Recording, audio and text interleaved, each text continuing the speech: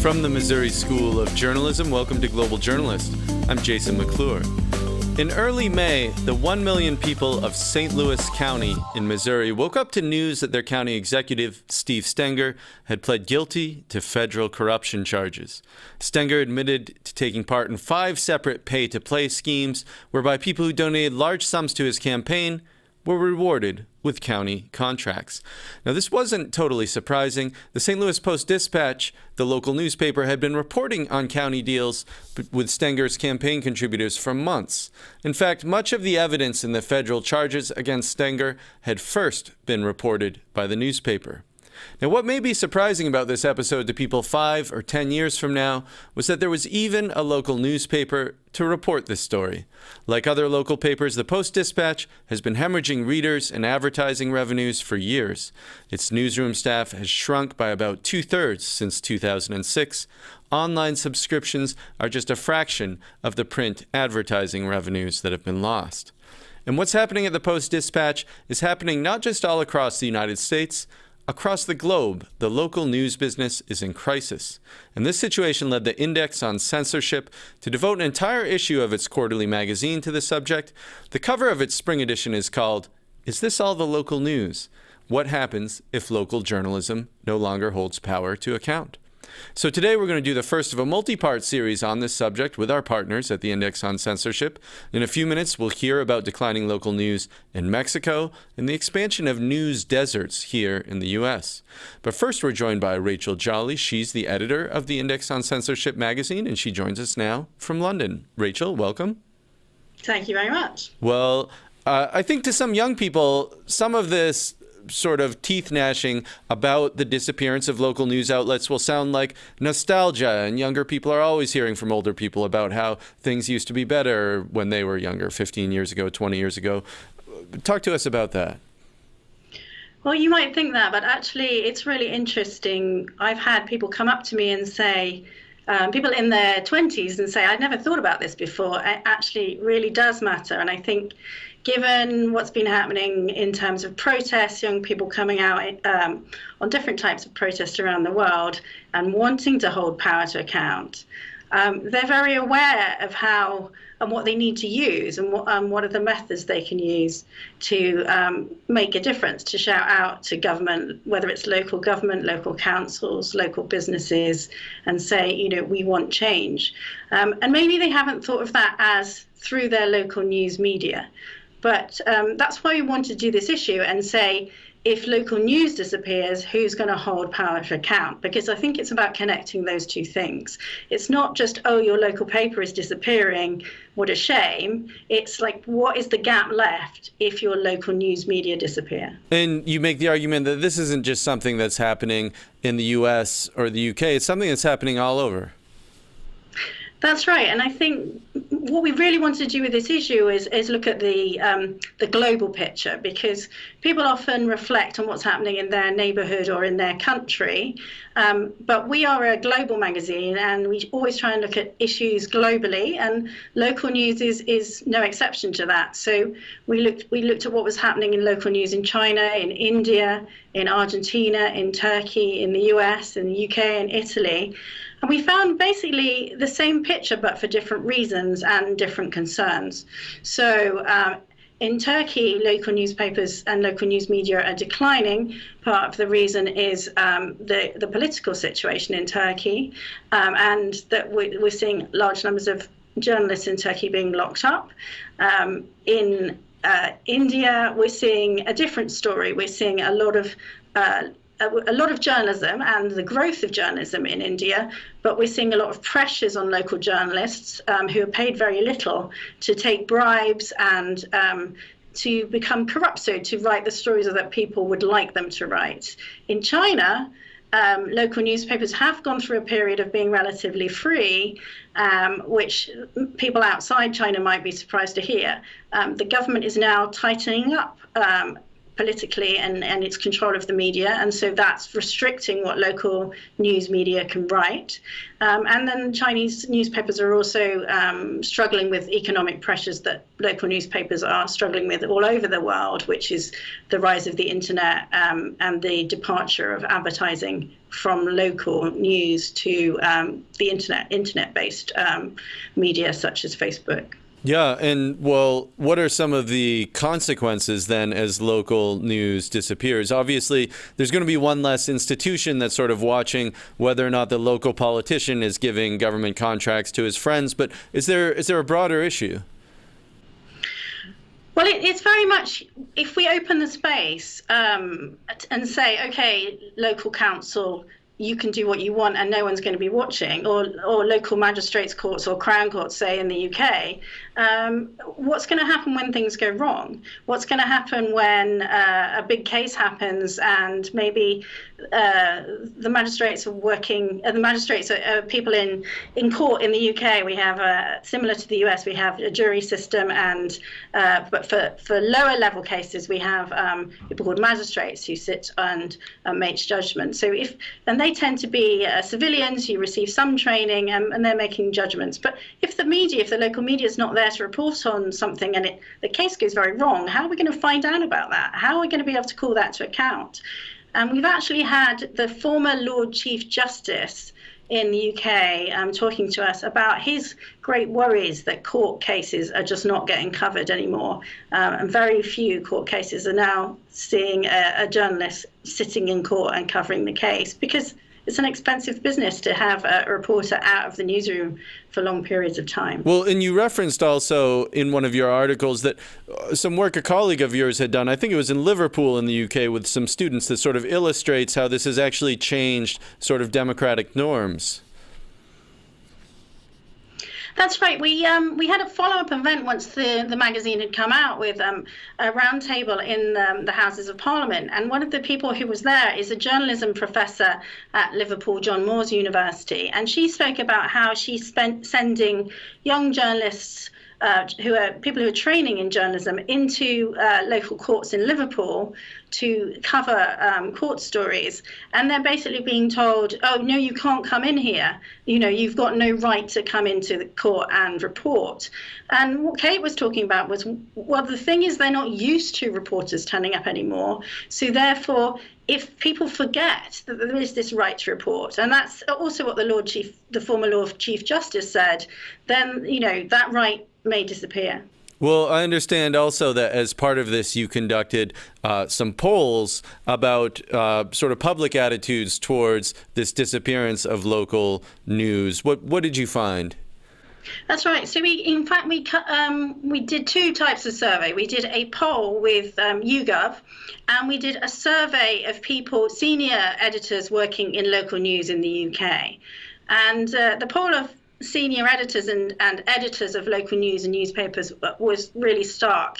97% were really worried that local news was no longer holding power to account in the way that it had done in the past, and that a lot less news was being covered. I mean, these are people inside local news, so they really know their stuff. They know what's going on. And we talked to, with the YouGov poll, we talked to the public, and YouGov talked to 1,800 people for the YouGov poll. And the people who were most worried about local news disappearing, perhaps not surprisingly, was the over 65s. And therefore, and that's possibly because that's a segment of society who have less access to the internet. One of our MPs in the UK, an MP for an Essex constituency, Robert Halfon, when his local newspaper closed down, he said that he's had this line of older people coming to his office saying, how are we going to find out what's going on? There's no local news anymore, and we don't have access to the internet. So I think we can't assume everyone has digital access. I mean, that's just wrong. There's lots of people who don't have access to the internet, who can't afford access to the internet, who don't know how the internet works. And we can't say, oh, everything's going to go on the internet and that'll be all right. Well, Our time grows short, but I wanted to ask you as well. I mean, there was also, in one of your articles, you made the link between the disappearance of local news outlets in the UK and the referendum for the UK to leave the European Union. Like, how could those two be related?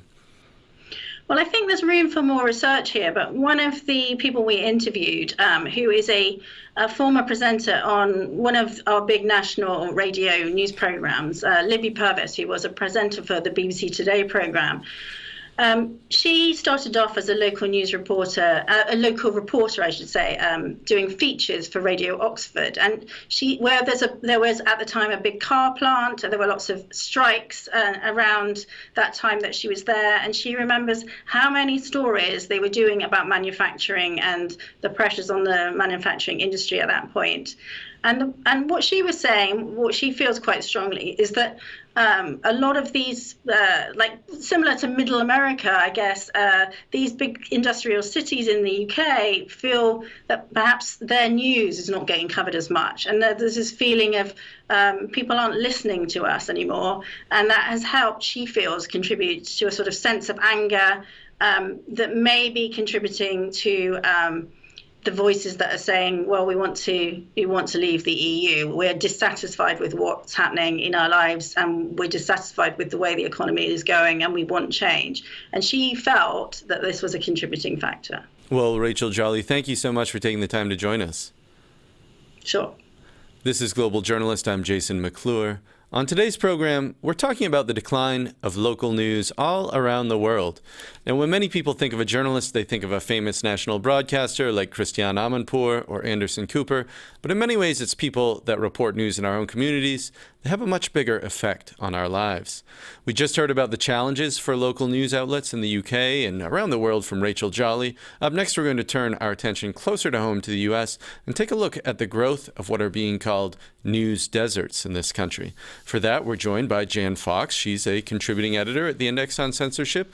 She wrote about this in their most recent issue in an article called News Loses, and she joins us now from Los Angeles. Jan, welcome. Hello, thank you. Well, Jan, tell us, what are these news deserts? Why are they expanding? Well, news deserts really are nothing new. It's been happening for some time, but they are expanding at quite a rate. So news deserts is where your local news just goes away. It's either because newspapers are closed down, maybe they're bought up by big hedge funds that belong to bigger corporations, bigger newspaper groups, or they just die through lack of interest. And so a recent study from the University of North Carolina showed that of the 3,143 counties in the US, more than 2,000 have no daily newspaper. And if we look at the figures overall between... That's a remarkable figure. So basically 2/3 of the counties in the US have no access to a daily newspaper then covering their own turf. And also between 2008 and 2017, newspaper staff has actually declined by quite an alarming 45%. So, far less journalists, far less newspapers out there. And this is a trend that's been going on for some time, but it's just getting worse and worse. But Jen, aren't there other types of new media that are filling this void? What about local television news? Aren't there alternatives to just simply printing the news on pieces of paper and throwing it on someone's lawn? Yeah, local TV seems to be filling some of the gap, but it tends to be very much of the soundbite variety. If you listen to your local news, here in LA, for example, one of the local news stations, the average sort of span of a story is maybe 30 seconds and then you're on to the next thing. There's very little in-depth investigation into local news. So TV, to some extent, filling the gap, but I think, people are also turning perhaps to social media for news. Again, though, that is something that's, not very satisfying in terms of the depth it can go into. And I know that it's difficult to measure the cost of something that doesn't exist or something that has disappeared, but you argue that there's actually a financial cost to the public of not having local news reporting, of not having local newspapers. Yes, because if we are, as Rachael made the point, if we're not holding local politicians to account, we don't know what they're doing with our money. So they may be doing a good job, they may not. We just simply don't know. because, we're not it's not being covered in any way. We're not newspaper reporters aren't going to local meetings, to town council meetings, to health board meetings, to zoning meetings. Where is our money being spent? Is it being spent well or not? We just don't know. Yeah, and I think you use a telling example as well in your article about this small suburb in Los Angeles where the town manager and some other officials had been stealing millions of dollars over a period of time. And I know that one of the ways that metro daily papers have been pulling back, as has happened in St. Louis, as has happened in Los Angeles, I believe, is by closing suburban bureaus and firing local news reporters who used to cover sort of suburban town council meetings. Talk to us about what happened in this town of Bell, California. Yeah, it's a small suburb of Los Angeles, and for years the town manager and other people that he worked with, other employees, had been pocketing public funds to the tune of $5 million. His name was Robert Rizzo. And basically, because there was no local paper sort of going to these meetings, covering what was going on, it got sort of ignored for years. And the LA Times has been very stretched. I mean, we tend to think of it perhaps as more of a national newspaper, but so it's kind of covering a lot more national news.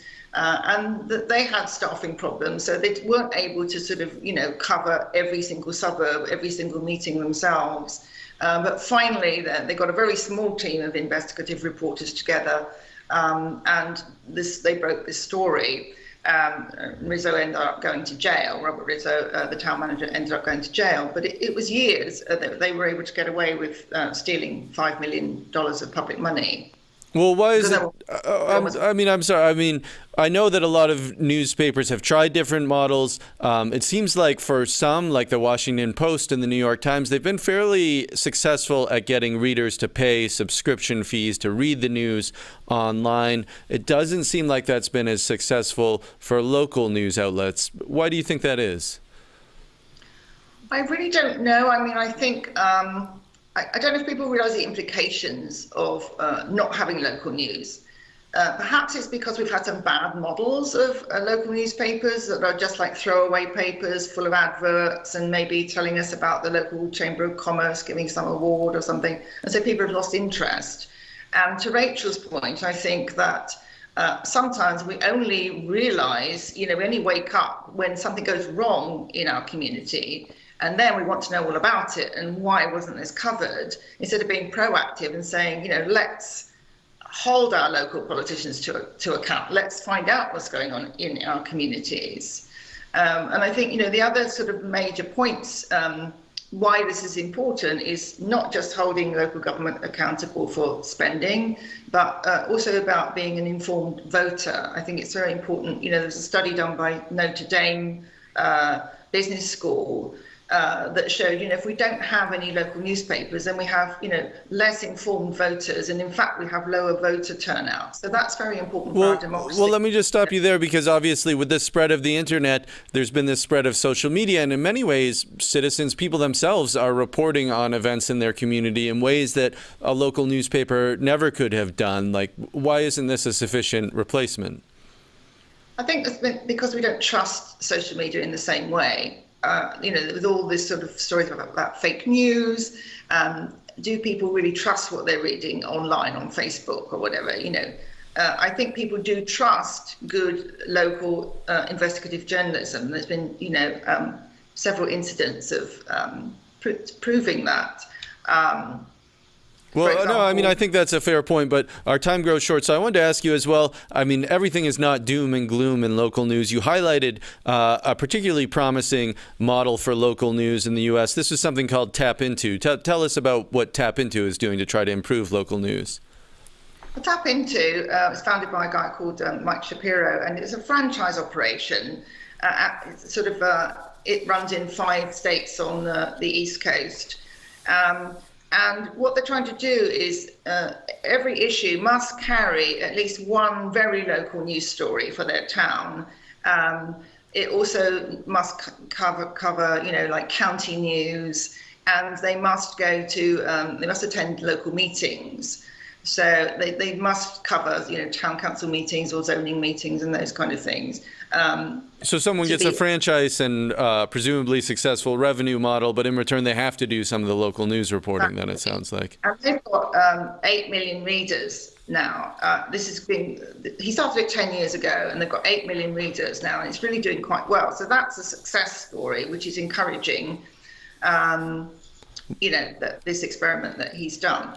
Well, Jen, we're just out of time. I mean, I know all of us in the news business are hoping that there'll be other successful startups like that in the future. Many have been tried. But Jan Fox, thank you so much for taking the time to join us. You're welcome. A reminder that you're tuned into Global Journalist. I'm Jason McClure. On today's program, the first part of our series on the decline of local news around the world. If you're interested in more Global Journalist, check us out online at globaljournalist.org. There you can find our archives and additional coverage of underreported international news and human rights issues. You can also like us on Facebook, where we live stream, follow us on Twitter, subscribe to the podcast on Spotify or iTunes, or see our videocast on YouTube. We just heard about the growth of news deserts in the U.S. Now we're going to turn our attention to northern Mexico. There, the problem for local news reporters is that when they write the news, they're sometimes writing their own death warrants. That's because Mexico's drug cartels have effectively intimidated much of the local press into silence about gang-related corruption and violence. For more on this, we're joined by Stephen Woodman. He's a contributing editor at the Index on Censorship, and he joins us now from Guadalajara. Stephen, welcome. Thank you.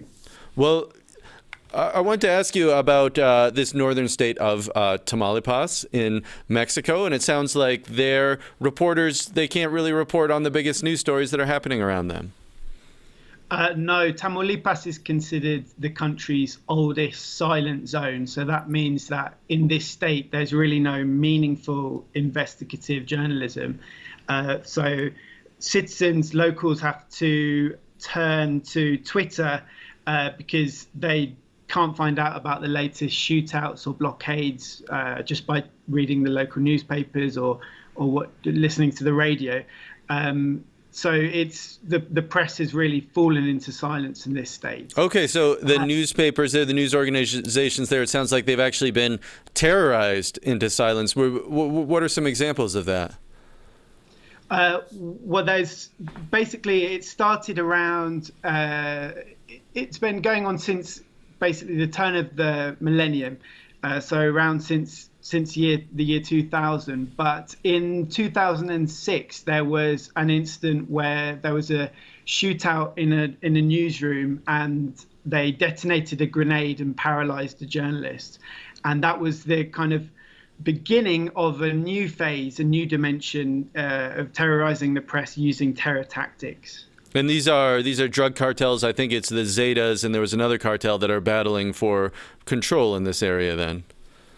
These are drug cartels, but there is also sometimes a blurry line in unstable parts of Mexico, perhaps you could say across the country, between politicians and cartel bosses, cartel operatives. So it's sometimes difficult to say who's responsible, and public officials are also heavily involved in terrorizing the press. And you had referenced the fact that there was a newspaper in the state capital of Tamaulipas. I think the capital is Ciudad Victoria. They were actually delivered sort of a gruesome package. Yeah, in December last year, a box containing the severed head and hands of an unidentified man was left outside the newspaper offices in an ice box in the state capital. And what was the message to the newspaper? The message was just do what we say, basically. It wasn't one of their colleagues, but it was very clear that the message was we're in charge and you need to report what we want you to report. So you talk about this area of Mexico as being sort of a zone of silence where local news has basically been intimidated in silence. Not that there are no news organizations, but they can't report on sort of the most critical events that are happening in the area. And one aspect of this that I've thought was fascinating was it sounds like the cartels themselves actually have spies in newsrooms. Talk to us about this. Yeah, this is in Tamaulipas and in some other parts of Mexico. They have this system where they have people in the newsroom called enlaces or links, and they are the link up to the cartel. So they will check with the cartel and they will decide what can be and what cannot be published. And they are actually journalists that are compromised. So within the newsrooms itself, and I understand, so obviously they're there to censor the news, but it sounds like they're also there to use the news organization sort of as an information weapon against their rivals or against a rival cartel. Exactly. They basically perform the function of PR personnel. So they are, sometimes they're responsible for putting reports out, cartel propaganda. And often they are the people that say, no, we're not allowed to publish this. This will get us into trouble. And sometimes, correct me if I'm wrong, but they also ask news organizations to go cover acts committed by a rival cartel so that they get a lot of publicity and attention from the government. Yes, that is a common practice in Tamaulipas as well. That's called heating up a rival's turf. So they will have a shootout or another violent incident on rival territory, and that's designed to send the security forces into the area and interrupt their rivals' business, basically. So given that this area, Tamaulipas, has become this zone of silence, or is Mexico's oldest zone of silence, it makes sense that a lot of people are turning to social media to get their news. I understand that there's this one sort of citizen reporter named Indomitable Wolf who has been covering killings and corruptions in this area in a way that the news organizations can't. Talk to us about her. Well, Indomitable Wolf, or Loba in Spanish, is one of the many citizen reporters who provide drug war news. So she uploads graphic photos of crime scenes or videos of gunfights provided by concerned citizens. And then she tweets the updates that she believes to be authentic and has to sift out any rumors or cartel propaganda. And she's motivated by a desire really to keep locals safe, to provide information about what's going on. And so just to emphasize, and this is a state that's right on the border of the U.S. It's just south of Brownsville, Texas, I believe. But the local news in these areas, it wouldn't be covering these killings if this wasn't being published on the internet, basically. The internet, Twitter is the only way that people are seeing and hearing about this. Yes, it's the only way they can find out any details about what's going on in terms of who's behind these violent acts. Sometimes they report there was a shootout, but it will be very general, leaving out any identifying details and telling you which cartel is behind what. So you can't find that information out without checking Twitter or Facebook, really. Mexico does have a new president. Andrés López Obrador took office in December. Has the situation for the press improved there since he took office? Short answer is no. His language, he often uses negative rhetoric, directs that towards the press, describes them as being elitist, and that could be really dangerous at local level. Well, we're out of time for this edition of Global Journalist, a production of the Reynolds Journalism Institute at the Missouri School of Journalism and KBIA Mid-Missouri Public Radio. Many thanks to Rachael Jolley, Stephen Woodman, Jan Fox, and the Index on Censorship. Our assistant producers this week are Seth Bodine, Lara Cumming, and Michelle Stoddart. Edom Kassaye is our supervising producer, and Megan Smaltz is visual editor. Aaron Hay is audio engineer, Travis McMillan is director. For all of us at Global Journalist, I'm Jason McClure. Thanks for tuning in.